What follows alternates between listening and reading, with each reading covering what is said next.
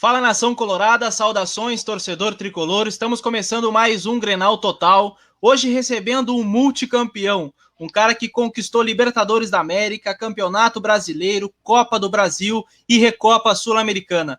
Um dos melhores volantes que já passou pelo tricolor gaúcho. Tu sabe, Goiano, 100% das pessoas que eu conversei falando que iríamos bater um papo contigo, elas falaram a mesma coisa. Bah, o meu camisa 8. Como é aí em Novo Horizonte? Tu ainda recebe muito carinho da torcida e das pessoas? Muito boa noite, prazer Não, falar contigo. boa noite, prazer é meu estar participando com vocês. Sem dúvida, né? Eu também tenho um carinho muito grande pelo povo gaúcho, pelo torcedor. Foram anos vividos aí com muita intensidade, com muitas conquistas. Então, não tem como esquecer, né? E não tem como também você não ser grato a tudo isso que aconteceu aí com você. Sabe, primeiro, né, boa tarde, bom dia, boa noite a todo mundo que está nos ouvindo aí. Inclusive, já queria deixar o aviso aqui, curte, compartilhe isso aí para chegar em mais pessoas possíveis. Goiano, eu como colorado, né, as minhas lembranças de ti não são as melhores, porque aquele time simplesmente ganhava tudo, né? Mas eu lembro muito daquele Grêmio, sei até a escalação, até hoje marcou muito, né? Tem uma coisa bem interessante, que tu batia falta muito bem, né? Lembro de alguns gols, até lembro de um em Grenal, inclusive. Será que hoje já não tem tanto interesse em um jogador cobrar faltas? Porque é uma coisa mais rara da gente ver hoje. Ou falta interesse ou falta qualidade, talvez? Eu acho que hoje mudou muito, né, também, assim, a maneira de se trabalhar. Né? Antigamente a gente tinha mais tempo, assim, para trabalhar essa parte individual. Hoje, o trabalho de conjunto, ele é muito intenso e às vezes, falta esse tempo aí para você aprimorar a parte técnica, fundamentos, enfim. Mas são épocas, né? E com certeza hoje também sai mais gols com jogadas trabalhadas, mais jogadores fazendo a parte final, né? Então, o futebol hoje, como se diz, né, ficou mais total do que antigamente. Antigamente era muito setorizado, jogava-se muito em função dos atacantes, que era a responsabilidade de fazer gol. Então, hoje, meio que passou a todo mundo fazer quase que tudo, né, atacar e defender. Então, os atacantes têm que saber defender, os defensores têm que saber atacar, têm que saber fazer essa transição. Então, hoje nós estamos vivendo uma época diferente, né, e ainda estamos num processo de evolução, nós precisamos evoluir mais, né, para oferecer uma melhor qualidade para o torcedor, mas estamos num processo já de mudança em questão de jogo, né, então a falta mesmo é aperfeiçoar, melhorar a parte técnica, né, para que essa evolução desse novo jogo que está jogando possa ser mais efetiva e possa trazer mais alegria ao torcedor. Tu sabe que sempre se escuta muito, né? Que antigamente acabava o treino e os jogadores ficavam cobrando falta e tudo mais, né? E eu não sei se isso existe hoje, sabe? Não sei se tem. Na minha visão, talvez falta esse interesse, sabe? Do empenho, até, talvez, sabe? O maior problema que eu vejo é a questão mesmo da intensidade do trabalho. Às vezes, o atleta até ele gostaria de fazer esse tipo de treino, mas às vezes, quando termina esse treino de conjunto, de espaço reduzido, o jogador já está morto, né? Então, ele fica até com receio de ter uma lesão, porque a bola parada, ela também exige muita força no adutor. Né, o anterior da coxa, enfim, se você for fazer exercício repetitivo, você corre risco também de lesionar. Então, é um pouco mais complicado. Deveria ter, assim, um dia, né, na semana, ou um espaço, né, pela manhã ou pela tarde, para você trabalhar esse tipo de lance descansado. Eu acho que isso seria o ideal. O problema é que, às vezes, não tem tempo, né? As equipes hoje reclamam muito a falta desse tempo, e hoje, até por questão estratégica, você tem que estar sempre mudando uma coisinha ou outra dentro do seu sistema, porque o adversário, hoje, com as análises, com as ferramentas que se tem, estuda muito um ao outro, às vezes você tem que mudar, a cada jogo você tem que mudar uma ideia, mudar um movimento, enfim.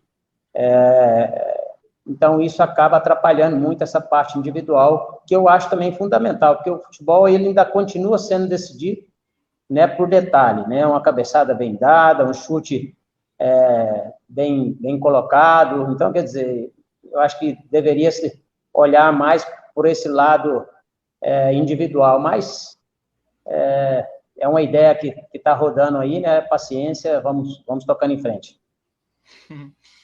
Goiano, tu disputou 287 partidas pelo Grêmio, muitas delas você tem na memória, mas o Mauro, no começo da pergunta, citou até os Grenais, né?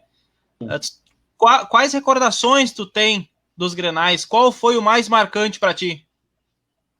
Assim, todo clássico Grenal, ele era, com certeza, vivido, assim, de uma maneira muito intensa, por todos nós, né? Eu estou falando já mais, assim, na parte coletiva. Eu, principalmente, todo clássico, eu tinha uma atenção maior do que os outros.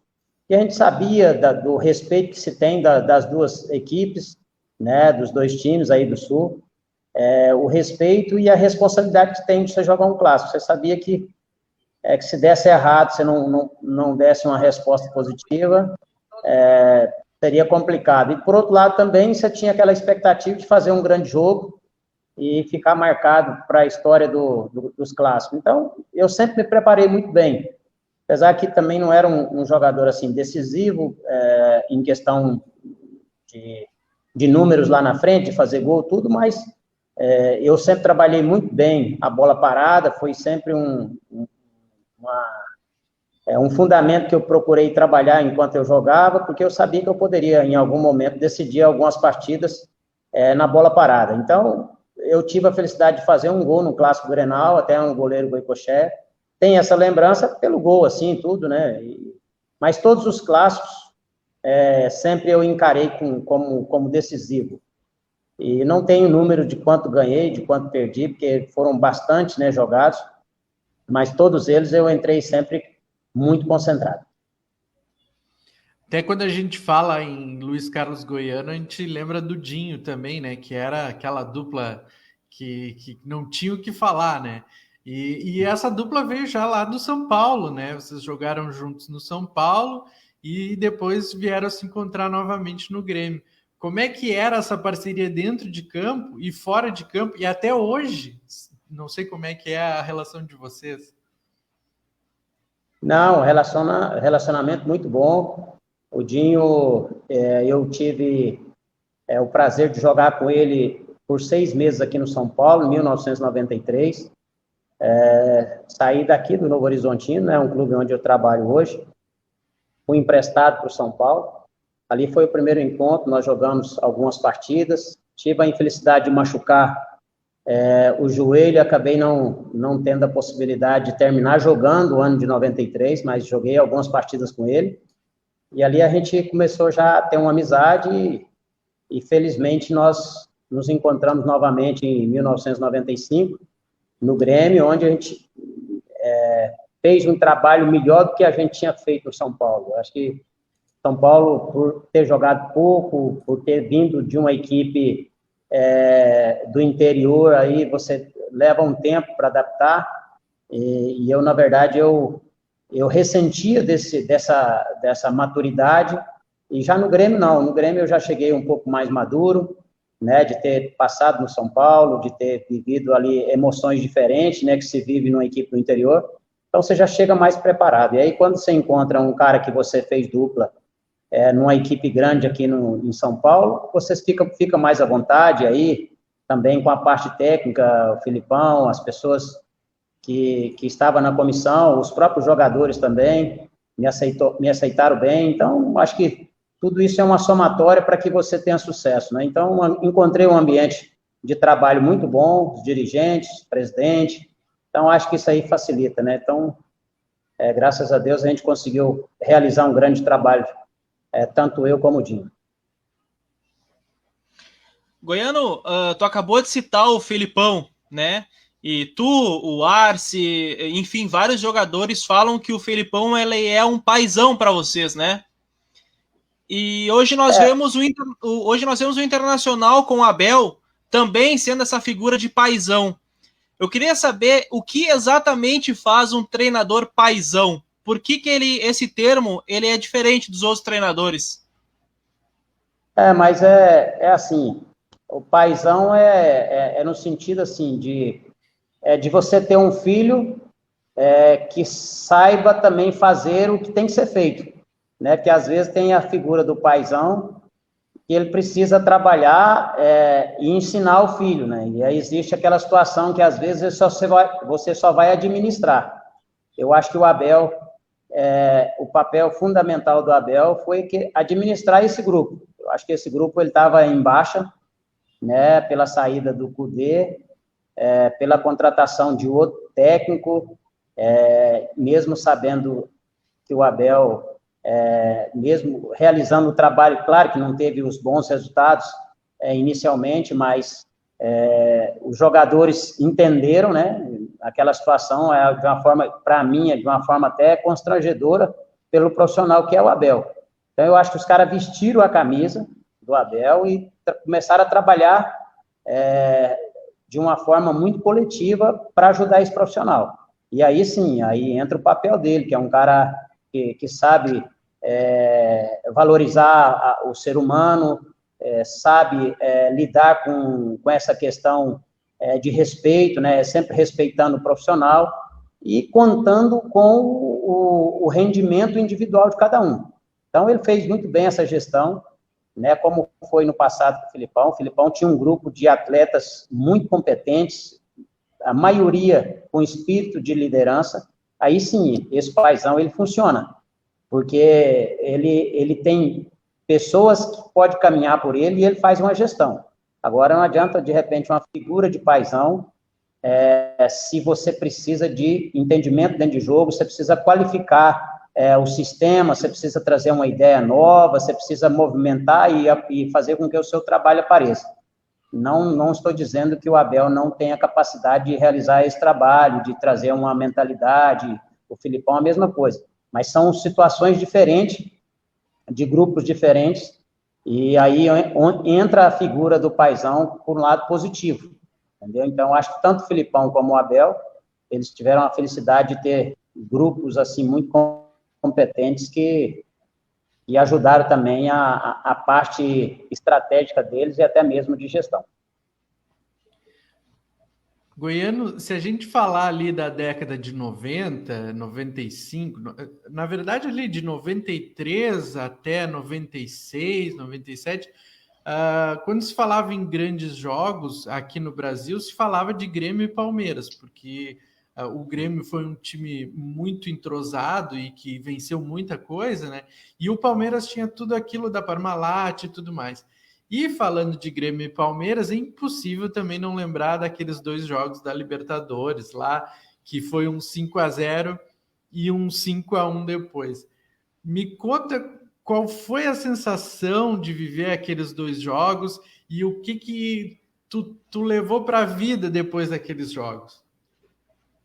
Então, ali, primeiro nós não esperávamos que esse resultado de 5-0 ele pudesse acontecer.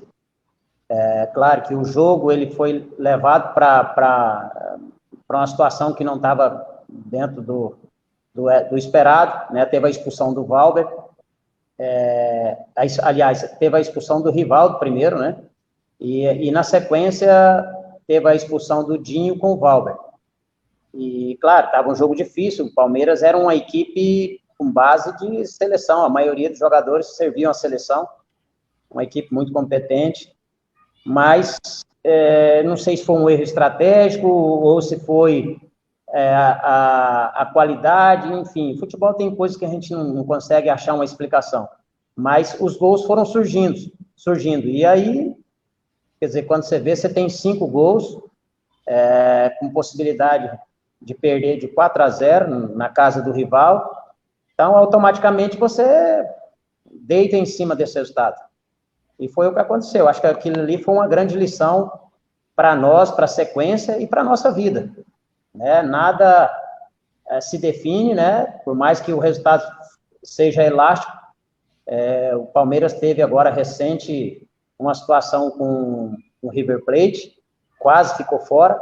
Então, a gente vai aprendendo, aprendendo que cada jogo é uma história que se escreve e você tem que estar preparado. Se você conseguiu fazer um número grande de gols, saber que aquela partida ela teve os 90, 95 hoje, e a próxima é uma outra história. Então, a mobilização ela tem que existir sempre ali. Foi um aprendizado para todos nós e também nos fortaleceu para a sequência daquela conquista da Libertadores, porque aí nosso time passou a estar mais concentrado em todos os jogos. Foi para nós um fato marcante, tem até hoje, né? Passa até hoje direto, sempre relembrando aquele episódio, mas felizmente, né? A gente ainda conseguiu passar pelo Palmeiras. Depois daquele jogo, tu teve a sensação, até tu marcou um gol naquele jogo, né? Tu teve aquela sensação... Não, eu não marquei, não. Ali acho que foi o Arce, Arilson, e se eu não me engano, o Jardel fez 3 gols. 3 não, 4, né? Porque ele fez 1 em São Paulo também. Isso. Sim. Ele abriu o placar em São Paulo, né? Depois daquele jogo, tu teve aquela sensação de, cara, a gente vai ser campeão, por tudo aquilo que a gente aprendeu aqui hoje. Sim, você sai batendo o maior rival, assim, né? Assim, o time de mais capacidade que tinha na Libertadores era o Palmeiras, em questão de nomes, de qualidade técnica, tudo, né?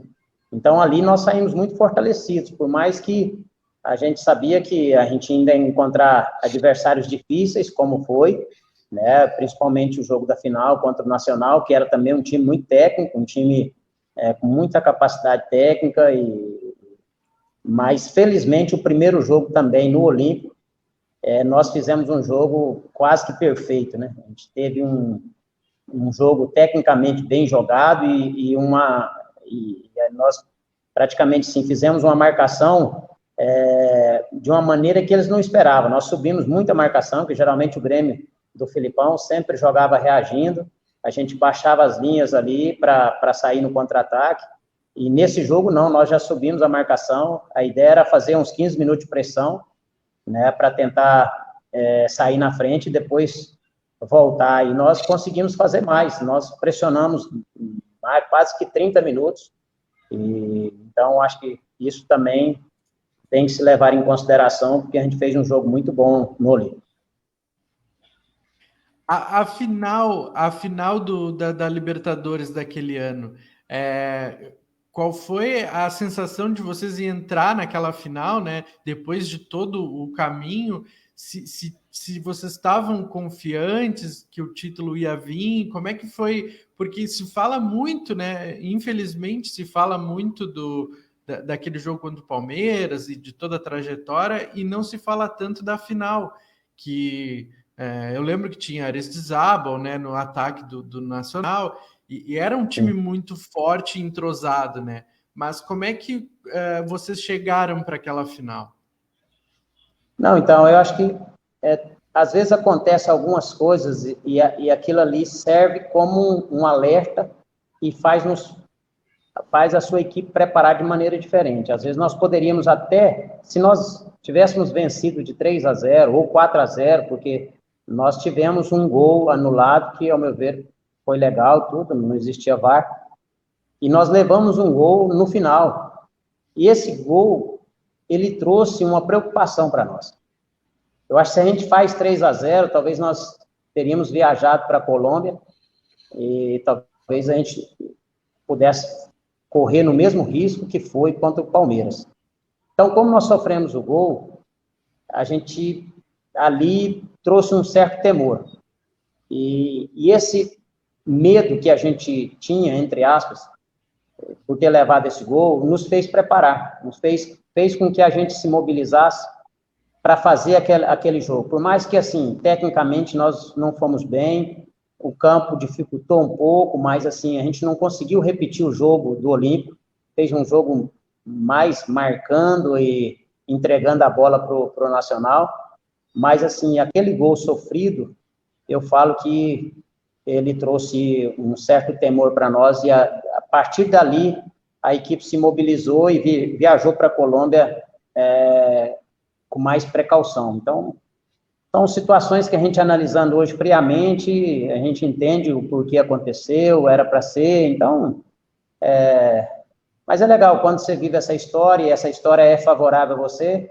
ela é fácil de ser contada, né, de ser lembrada, e, então, felizmente, no final, tudo deu certo para nós, mas poderia ter dado errado. Falando em time forte, time competitivo, como é que foi enfrentar aquele Ajax naquele Mundial, cara? Aquele timaço do Ajax.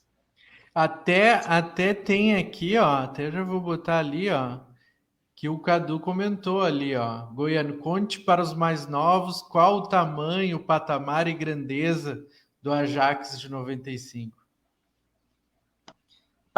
O Ajax era o melhor time do mundo na época, né? Eu já falei muito sobre isso aí, vou repetir. O Adilson Batista, ele era o nosso capitão e ele era o cara sempre que me chamava para olhar os adversários. E na época era fita. Aquelas fitas, e ele me chamou, nós assistimos, acho que uns 6 jogos do Ajax antes de nós enfrentarmos o Ajax. E ele falou assim, Goiano, eu não vejo possibilidade de vencer esse time, cara. O que nós temos que ir lá para Tóquio é o seguinte, é não perder de goleada. Porque hoje o Grêmio é um clube respeitado, as pessoas nos respeitam no nosso país, e aqui no Mercosul, nós não podemos voltar com goleada. Se perder de 1-0, 2-0, é um bom resultado. A gente jogou de igual para igual, aquele negócio todo, ele tinha um jeito engraçado de falar. E a gente não via, sinceramente, assim, pela competência, por individualidades, por tudo, né, pelos resultados que eles conseguiram antes dessa final. E é outra situação, né, que às vezes, hoje eu entendo. Aquilo nos fez preparar de tal forma que a gente fez um jogo de igual para igual. De igual para igual, porque eu digo assim, você oferecer pouco para o adversário. Claro que eles tiveram maior posse de bola, hoje tem essas ferramentas que mede posse de bola, aquele negócio toque na bola, quanto tempo nós ficamos com a bola, nós ficamos pouco com a bola, mas a gente foi muito eficiente na parte defensiva e em algumas puxadas de contra-ataque. A gente poderia ter feito o gol também. Mas a gente fez um jogo que a gente poderia fazer. Eu acho que é jogo também. Às vezes você toca menos na bola do que o adversário, mas você acaba sendo mais eficiente. É uma maneira de se jogar futebol também. Então, eu acho que, assim, a gente saiu de Tóquio com aquela sensação, assim, poxa, a gente poderia ir mais além. A gente poderia ter vencido no tempo normal, nós poderíamos ter uma melhor sorte nos pênaltis. Então, quer dizer, aquele jogo que a gente temia em ser goleado, nós saímos também de Tóquio com a cabeça erguida, de ter feito um grande trabalho dentro das nossas possibilidades, claro. Aquele time do Ajax era praticamente a seleção da Holanda, né? Ali é incontestável, né? Tem uma pergunta que é até meio provocadora, mas eu acho interessante. Grêmio de Filipão contra Grêmio de Renato, os dois campeões da América. Quem que ganharia esse jogo? Não, mas é duas escolas diferentes, né? Duas escolas diferentes. Eu só sei dizer assim, eu posso dizer assim, que ia dar um baita jogo.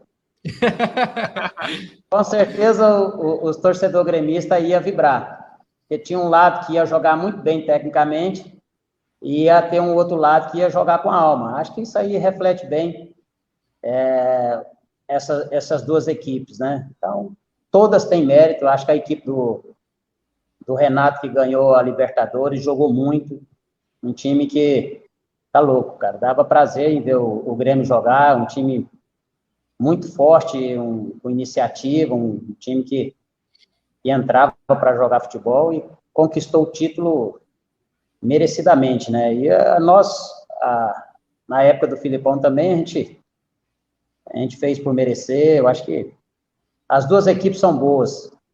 Feliz o torcedor do Grêmio que teve esses 2 momentos aí para desfrutar. Acho que dava empate, para ficar bom, acho que dava empate. Para não ficar ruim com ninguém. Com certeza. Vamos deixar assim. Algumas perguntas aqui. O Giovanni Muniz, ele pergunta: qual o melhor elenco que você trabalhou? Eu joguei no São Paulo, de 93, tinha um elenco muito bom, mas igual o nosso time de 95 aí, eu não encontrei, não. O melhor, Darley, Arce, Rivarola, Adilce, Roger, Dinho, Goiano, Carlos Miguel, Paulo Nunes, Jardel e Arilson. Eu acho que esse foi o melhor time que eu joguei. Era um time, até aqui, ó, o Rodinei, que é um amigo meu colorado, falou, ó, time de 95 do Grêmio, o Rio Grande do Sul sabe de cor salteado, não só os gremistas. E é verdade. Eu tenho o jogo de botão do Grêmio de 95, que eu jogo botão, que tá lá, Luiz Carlos Goiano, Dinho, todo o time. Legal. Vamos lá. Mas hoje esse Goiano não joga nada, hein? Você tem que mexer bem o botão lá, senão você tá tentado. E falando agora um pouquinho da atualidade, vamos ter uma final, né? Palmeiras e Grêmio na Copa do Brasil. O que tu espera desse jogo? Quem ganha? Como é que se imagina essa partida? Então, vai ser um jogo de alto nível, né? O Palmeiras vivendo esse momento aí de conquista, de Libertadores, né? De uma fase muito boa do seu comandante, né? Com ascensão ao grupo que tem, com respeito, respaldo. Então, o Palmeiras está vivendo um grande momento. Talvez esse lado de euforia, das coisas estar dando certo, hoje favorece muito ao Palmeiras. Por outro lado, tem um Grêmio que é copeiro, vencedor, né, com um treinador que é muito carismático, vencedor, né, não é fácil ganhar tantos títulos como o Renato ganhou, né, à frente de um time que teve bastante mudança, teve formação diferente, muita gente saiu, chegaram bastante atletas, e o time continua sendo competitivo. Então, a história do Grêmio é uma história conquistada com suor, com raça, teve um momento de técnica, então não dá para imaginar assim, se você analisar friamente hoje, o Palmeiras leva alguma vantagem, né, pelo que tem, mas conhecendo e tendo a oportunidade de trabalhar nesse clube, você não pode dar isso como presa fácil, não. O Grêmio pode conquistar esse título, porque capacidade, por ser um time copeiro, um time que sempre lutou pelos seus objetivos, independente da fase que se encontra, cada jogo é uma história deixada ali com suor, com determinação. Então, eu não vejo favorito, não. Eu vejo um melhor momento do Palmeiras pelo que está acontecendo, mas favorito, não. Eu acho que ali dentro vai ser briga de cachorro grande. A gente até fala, né, que a fase realmente do Palmeiras hoje é melhor. Os últimos jogos do Grêmio, o Grêmio não foi tão bem, né?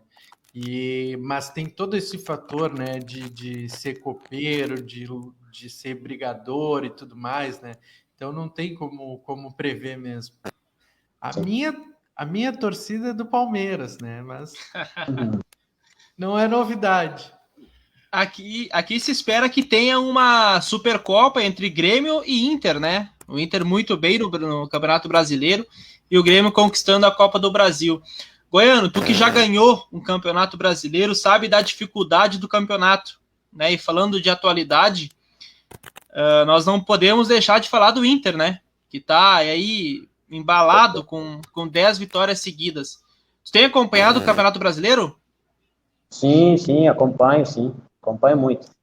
Para ti, o que explica essas 9 vitórias seguidas do Inter no campeonato?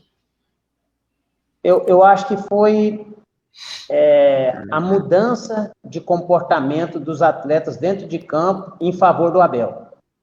Eu acho que a saída do Kudê, a maneira que foi tratado esse assunto, o Abel chegou como um homem para organizar a casa e acabou não tendo resultado, aí o Internacional vai e contrata um outro técnico, enfim, os jogadores, que isso de alguma forma constrange o profissional que ainda está no cargo. O brasileiro ele não está acostumado a trabalhar sabendo que no final tem um outro técnico já contratado. Então, eu acho que isso aí mexe muito o lado emocional e, com certeza, esses atletas, olhando para o Abel dia a dia, eu me fiz no lugar desses atletas. Olhando para o Abel e sabendo que ele vai só terminar o ano e vai vir um outro profissional e um cara do bem, um cara que é honesto, um cara que passou por muitas dificuldades aí, perda de filho, enfim. Quando você compra a ideia de ajudar o próximo, ajudar o profissional que está com você, eu imagino que seja isso. Eu estou falando eu por mim. Eu daria minha vida por ele. Então, eu entendo assim que eu posso até estar errado, é o que eu penso. Esses jogadores compraram essa ideia por ele. E os caras começaram, aí ganham uma partida, ganha a segunda, vai ganhando confiança, ganha a terceira, quer dizer, aí você entra num trilho que aí é difícil você ser separado. Às vezes você não vai fazer um jogo tão bom, mas a sua moral está tão elevada que você acaba indo no embalo aí e conseguindo vencer partidas que mesmo que você não tenha jogado tão bem. Então, eu vejo isso, sabe? Não sei se eu posso até estar errado, mas eu acho que a mudança desse grupo, o grupo comprou a briga pelo lado do Abel. Eu acho que posso estar errado. Eu gostaria até de saber se isso é real ou não. Se eu estou no lugar desses atletas do Internacional, o meu sentimento era de dar a minha vida por ele. Eu tô contigo. Eu também acredito nessa teoria aí. Goiano, tem uma frase do Falcão que diz que o jogador morre 2 vezes, né? Morre quando para de jogar e depois quando ele realmente, né, sai desse mundo aqui, né? E como é que foi o processo da tua parada? Quando tu viu assim, não, vou parar de jogar, e até como é que foi esse processo de chegar onde tu tá agora, né?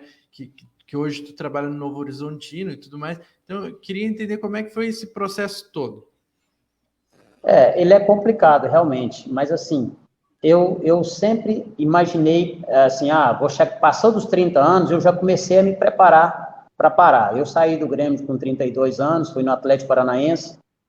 Quando eu saí do Atlético Paranaense, no final de 2000, eu pensei, puxa, eu vou parar de jogar futebol, eu já pensava em fazer outras coisas, assim, nem pensava muito em dar sequência no futebol, pensei em ter outra coisa fora, e aí ainda consegui jogar mais 3 anos, terminei a minha carreira no América Mineiro em 2003, mas assim, já preparando, sabe, meio que desligando de algumas coisas, porque eu acho que o segredo de tudo é você conseguir desligar de um mundo que você viveu durante 18 anos. É você apagar os registros, que é difícil, e entrar em outra realidade. Então, eu sempre fui muito, assim, cabeça boa para sair de um lugar para outro, e tem lembranças positivas, assim, do futebol, tudo, mas eu posso dizer para você que hoje, 100%, cara, eu não tenho saudade nenhuma mais, como alguns jogadores que falam de futebol, o cara,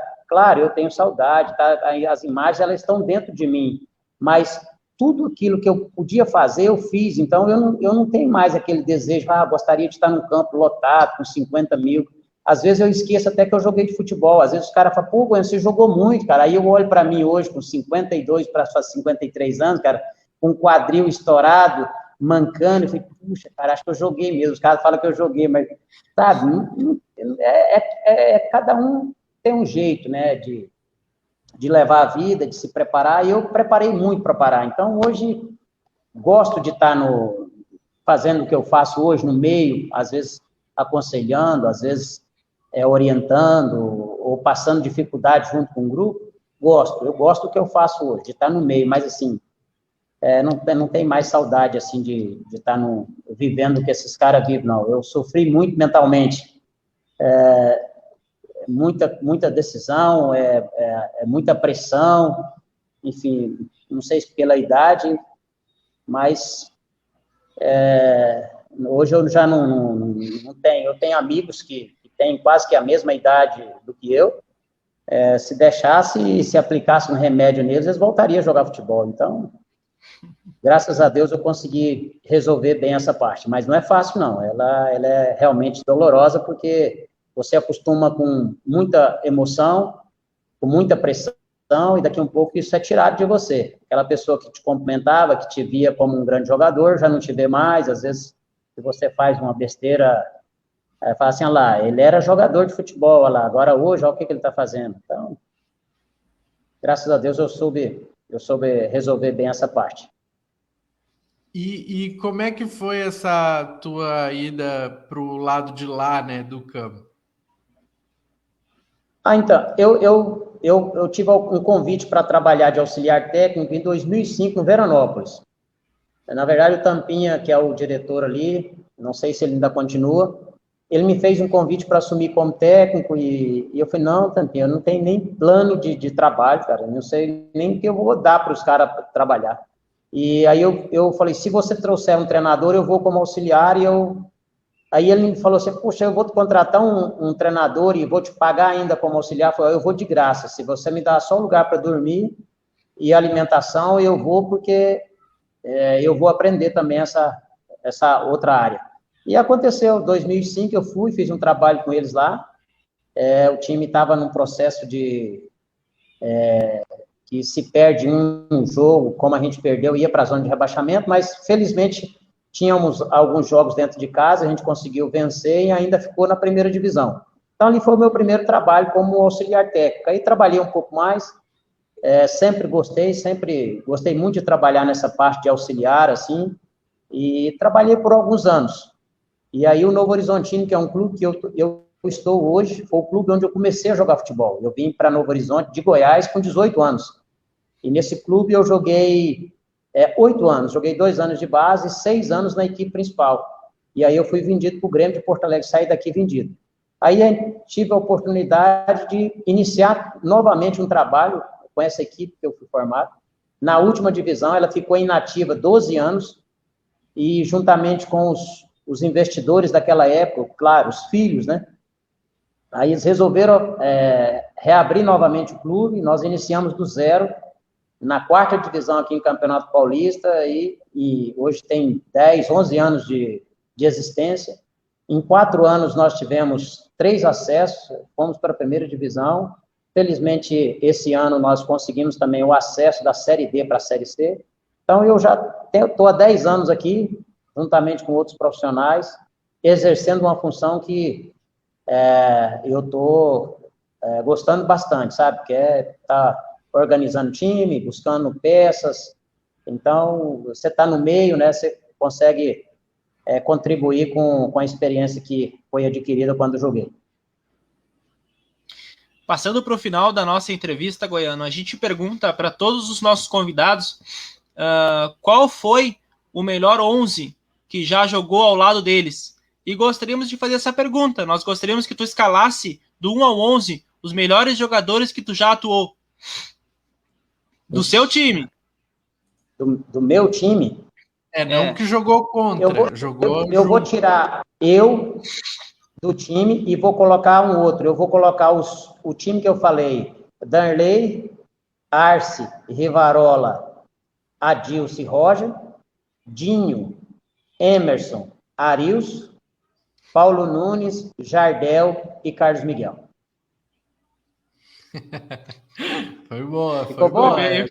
Foi bem. A gente costuma também falar dos palpites, né, Muniz? Exatamente. Vamos de palpite, então. Vamos lá. Eu acertei. Quem tu acha? Próximos jogos. Atlético Paranaense e Inter. E o Grêmio Atlético joga... Paranaense e Inter. É. Vai ser jogo duro. O Atlético vem fazendo um grande trabalho, o Internacional está embalado, mas eu acredito em empate. Empate. Qual empate? Vamos ser mais... Você quer 1-1.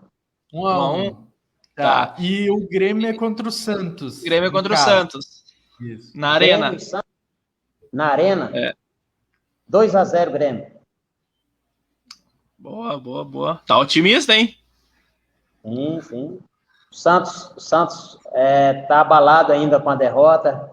Quem perde uma Libertadores assim vai algum tempo para recuperar. Boa. Eu vou de... Eu acho que vai dar empate esse jogo também do Inter. Mas eu vou ser confiante, vou manter meu sonho lá no alto. Eu vou de 1-0 Inter. E o do Grêmio, eu acho que vai dar empate. Vai ser 1-1. Eu acho que o Grêmio vai retomar a sequência agora de vitórias. Vamos embalar. Acredito que vai ser 1-0.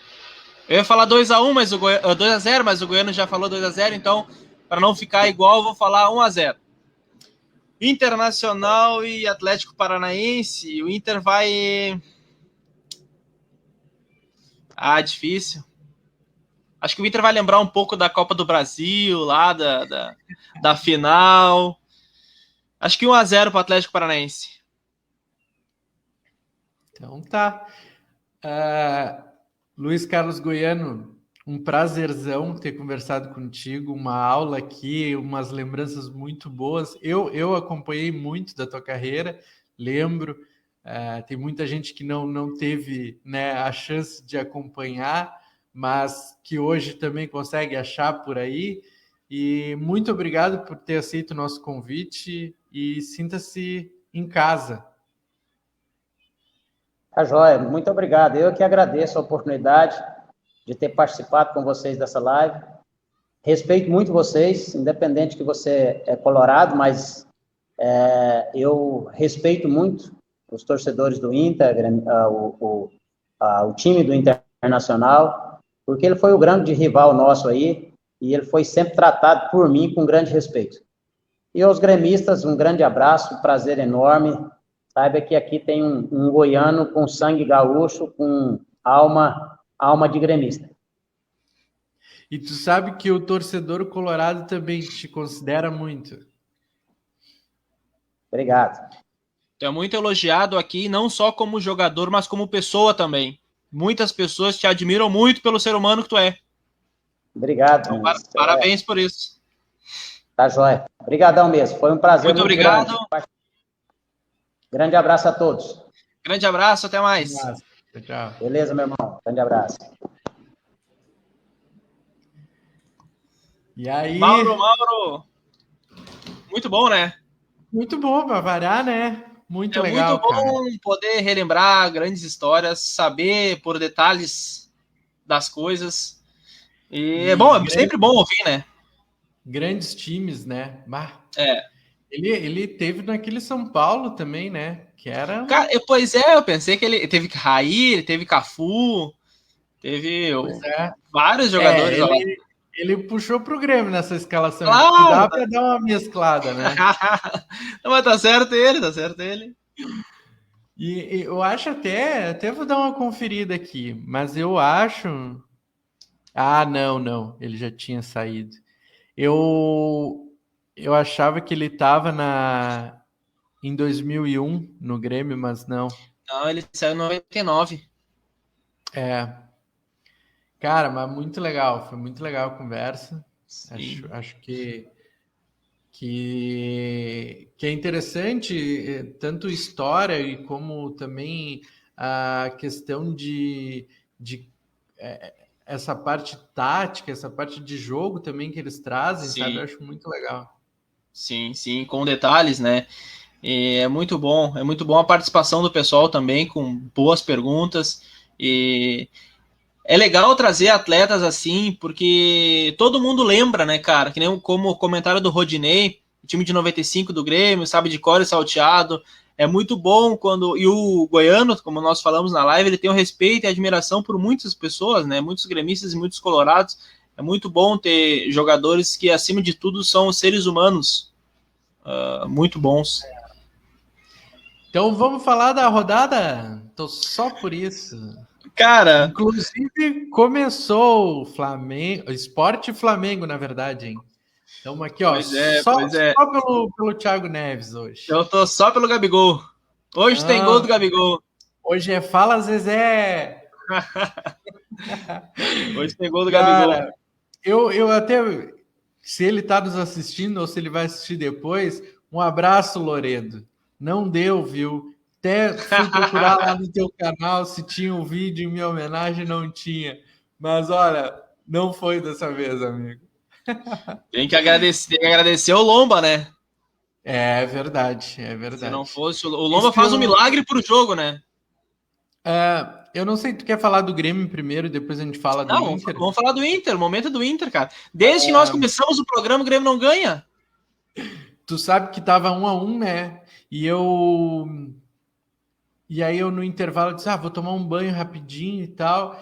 E aí peguei a camisa e disse, agora eu vou trazer a camisa da sorte e o Inter vai ganhar. E aí o Inter ganhou. Cara, aquela camisa lá agora não sai mais do corpo. Não sai mais do corpo.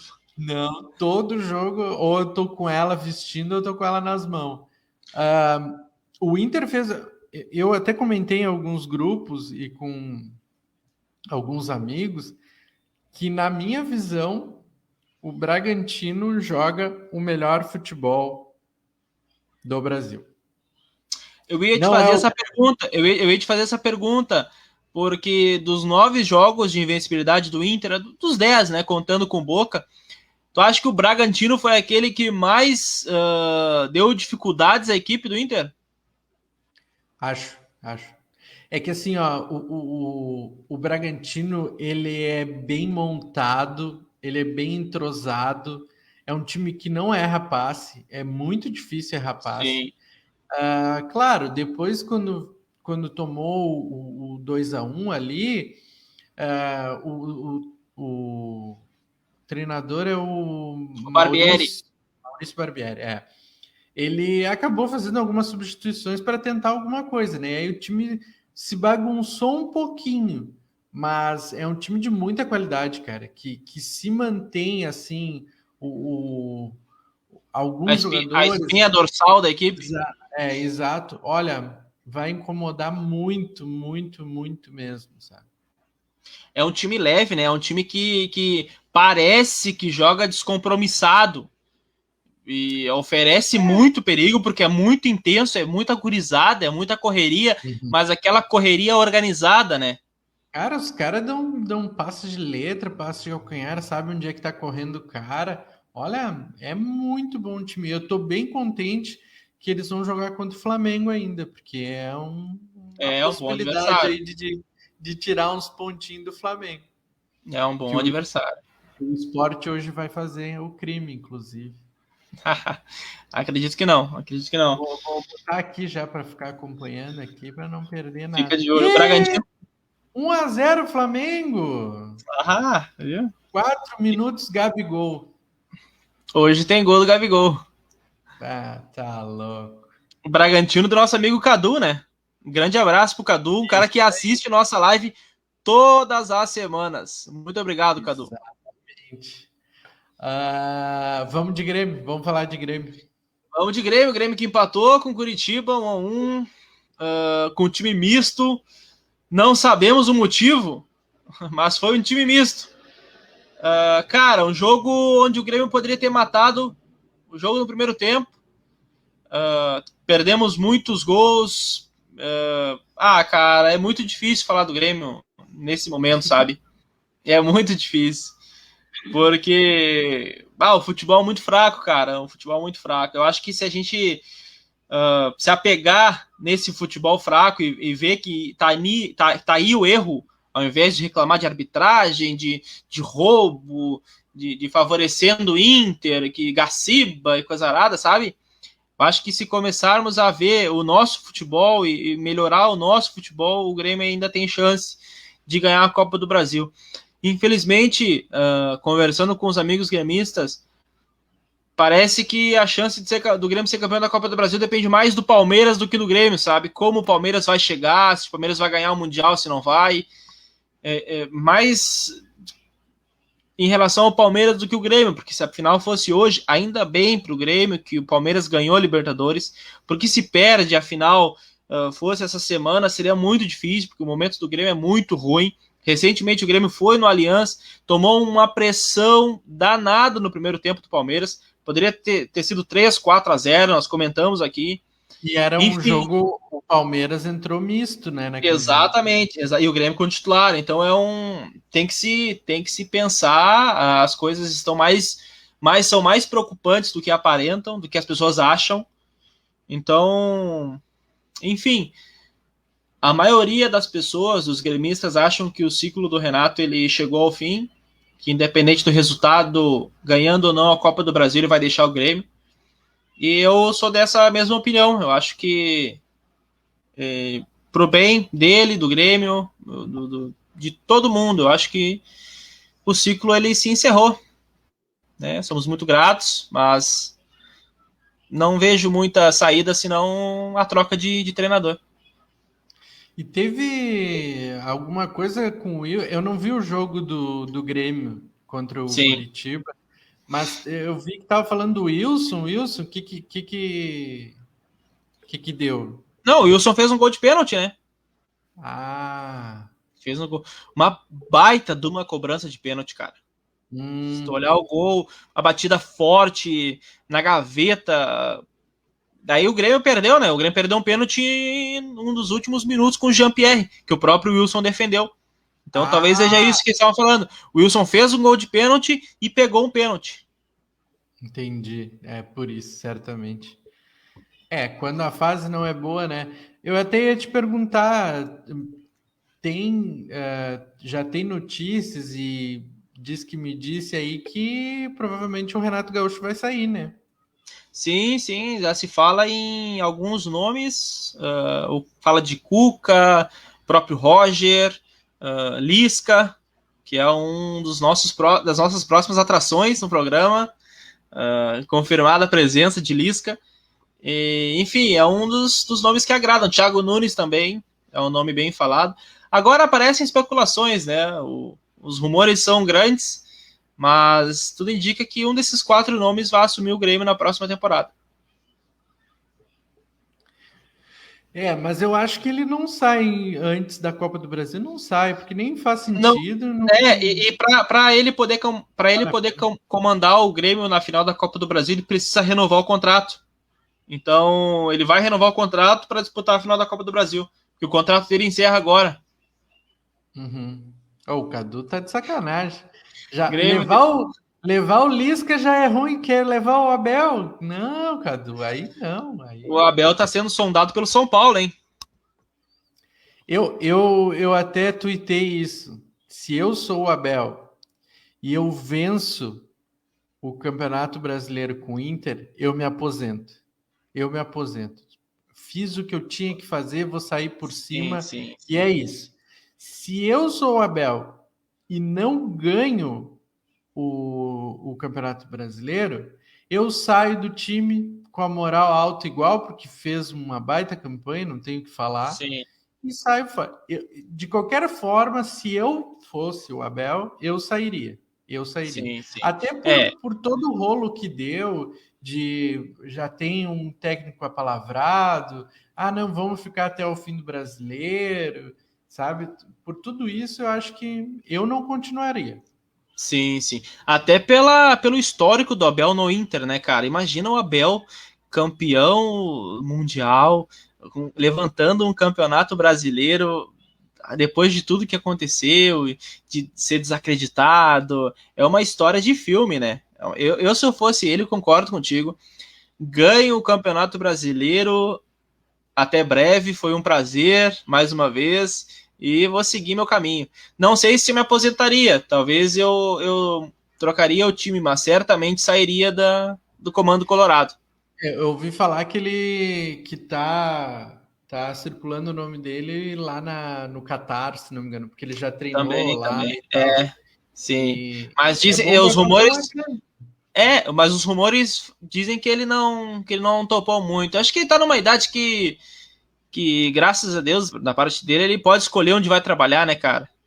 Ele é um cara que não precisa de tanta grana assim como os técnicos que estão começando agora. Acho que ele já tem grana suficiente. Hoje, pode ser, como tu falou, pode se aposentar, aproveitar a vida, enfim, fazer o que bem entende. Né, no lugar dele, eu sairia, mas eu acho que é isso, cara. Não sei se tu Ah, tem mais alguma coisa aí a não, acrescentar. é torcer pro Flamengo e é isso. Não, tá brabo. 13 minutos, 3 chutes a gol do Flamengo, nenhum do Sport. Massacre. Mas Massacre. eu acredito, né? Olha onde está o Inter. Cara, o Inter, eu acho que se não ganhar o Campeonato Brasileiro, vai ser mais por rateada dele do que dos outros clubes, sabe? Do que mérito dos outros clubes. Tá na mão do Inter, cara. Tá na mão do Inter. Sabe, eu não acho. Claro, tem essa vantagem agora de alguns pontos, mas eu não acho. A tabela do Inter é bem mais difícil que a do Galo, por exemplo. O Galo Sim. pega Goiás, pega. Até vou confirmar para não falar bobagem. Ó, o Galo pegou Fortaleza, né? Ganhou do Fortaleza. Ó, pega Goiás, pega Bahia, pega Sport. E na última rodada, pega Fluminense. Na última rodada, pega o Palmeiras, que provavelmente não vai estar nem aí. É verdade. A tabela Então, fácil. O Inter tem confrontos diretos contra o Flamengo, é, tem um confronto contra o Corinthians. que é meio toca, né? Tem o Vasco lá, que é complicado também, dependendo da situação do Vasco, brigando para não cair. É complicado. Tem o próximo Atlético Paranaense agora nessa rodada, né? Que é fato de É, é, mais, gramado, aquela coisa toda. é mais difícil a tabela do Inter do que do Atlético Mineiro, por exemplo. Sim. Sorte que conseguiu, né, fazer essa pontuação nesses últimos jogos para ter uma folguinha, né, pelo menos. Sim. Eu acho que Então, o mais importante, para finalizar, o mais importante do Inter até estava conversando com meu pai esses dias, é como o Inter vai se comportar depois de uma derrota ou depois de um empate, sabe? Acho que nós até comentamos sobre isso também.